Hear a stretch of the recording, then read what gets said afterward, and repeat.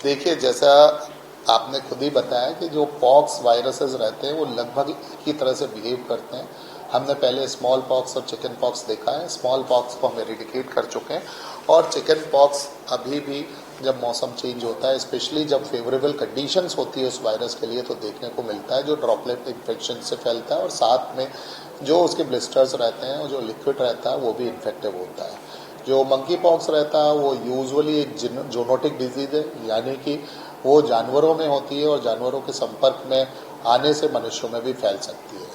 अगर ये मनुष्यों में होती है तो दूसरे पॉक्स की जगह इससे शरीर में, पूरे शरीर में छाले दिखाई दे सकते हैं, बुखार आ सकता है, इसके अतिरिक्त मसल क्रैम्प्स हो सकते हैं। तो जो नॉर्मल वायरल डिजीजेज में देखने को मिलते हैं उसी तरह के इसमें भी साइंस एंड सिम्टम्स देखने को मिलते हैं। इसका कोई स्पेसिफिक ट्रीटमेंट नहीं है। जो भी इसमें ट्रीटमेंट दिया जाता है वो सपोर्टिव एंड सिम्टोमेटिक ट्रीटमेंट रहता है। हालांकि इसमें एक जो राहत की बात है, इसमें केस फर्टिलिटी काफ़ी कम होती है। अभी तक जो केस फर्टिलिटी रिपोर्टेड है वो लगभग 0.16% यानी 0.2% से भी कम है।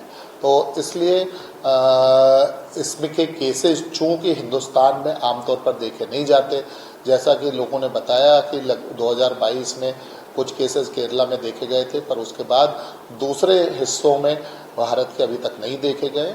इसलिए सरकार का जो IHIP सिस्टम रहता है, जो डिजीज सर्विलेंस सिस्टम रहता है, वो किसी भी डिजीज पर लगातार निगरानी करता है और अगर कोई भी केस देखने को मिलता है तो उसके लिए तुरंत रिस्पॉन्ड करता है और साथ में एडवाइजरी भी जारी करता है।